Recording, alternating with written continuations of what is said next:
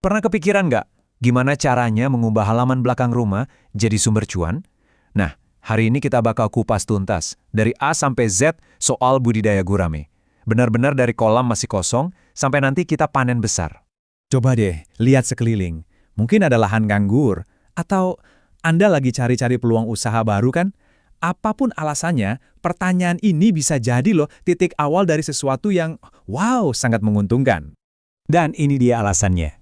Gurame itu bukan cuma soal rasa yang enak di lidah ya, tapi nilai jualnya itu loh bagus banget. Ini yang bikin dia jadi pilihan yang pas banget buat mulai budidaya, bahkan kalau cuma skala kecil-kecilan di rumah.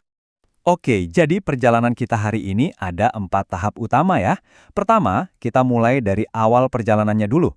Terus, gimana cara mempersiapkan kolam dan benih, lanjut ke cara merawat ikannya sampai dewasa, dan yang terakhir tentu saja, waktu panen.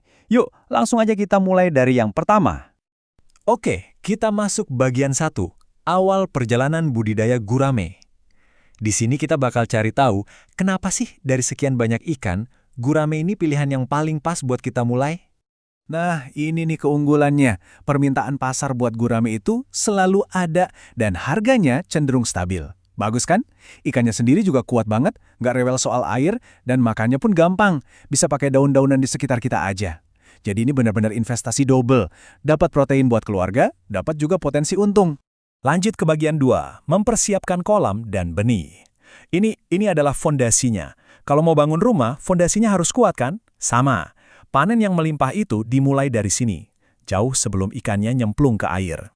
Kelihatannya simpel ya, cuma 4 langkah. Keringkan, kasih kapur, kasih pupuk, terus isi air. Tapi jangan salah, 4 langkah ini adalah kunci utamanya. Dan setiap langkah punya tujuan yang penting banget.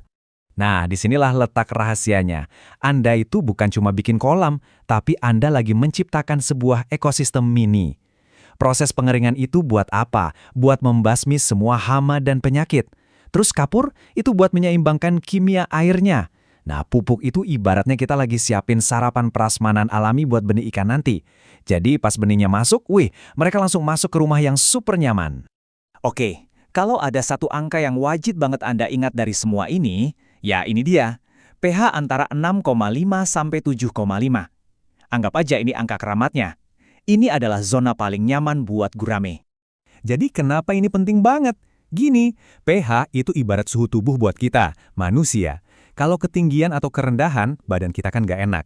Sama kayak ikan, kalau airnya terlalu asam atau basah, ikan bisa stres, makannya susah, dan gampang kena penyakit. Nah, proses kasih kapur yang tadi itu, tujuannya ya buat mencapai dan menjaga angka ajaib ini. Kolam udah siap, sekarang waktunya milih atletnya. Kuncinya gampang kok, cari benih yang gerakannya lincah, aktif, pastikan ukurannya seragam, jangan yang besar-kecil. Dan yang paling penting, fisiknya mulus, nggak ada luka atau bintik-bintik aneh. Pokoknya hindari deh yang kelihatan lemas. Ingat, benih yang bagus itu jalan tol menuju panen yang sukses.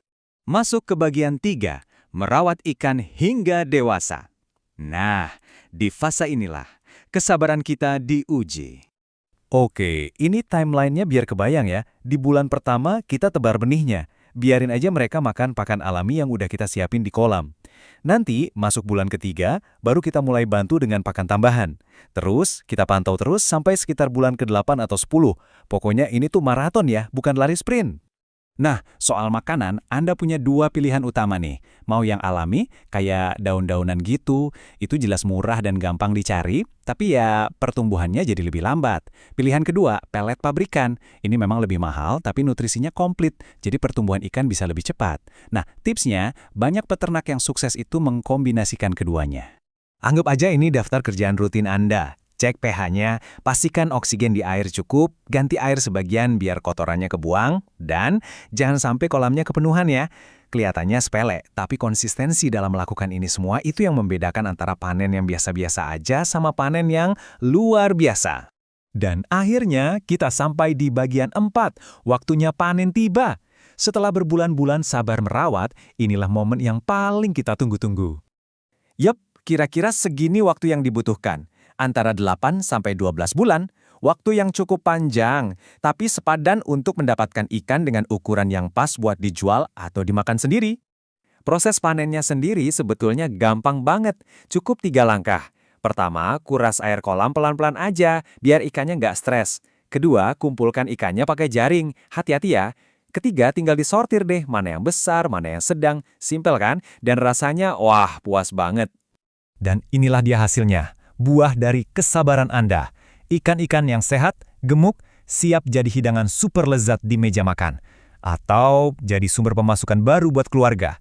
Benar-benar sehat, lezat, dan pastinya menguntungkan. Ini nih yang merangkum semuanya. Keberhasilan budidaya gurame itu sebetulnya bukan karena ada rahasia aneh-aneh, tapi kuncinya ada di persiapan yang matang dan perawatan harian yang konsisten. Itu aja. Lakukan hal-hal dasar dengan benar setiap hari. Jadi, kita sudah lihat semua prosesnya dari nol sampai panen. Sekarang, pertanyaannya kembali lagi ke Anda. Siap untuk mulai kolam Anda sendiri? Siap mengubah lahan yang tadinya kosong jadi sumber protein dan keuntungan?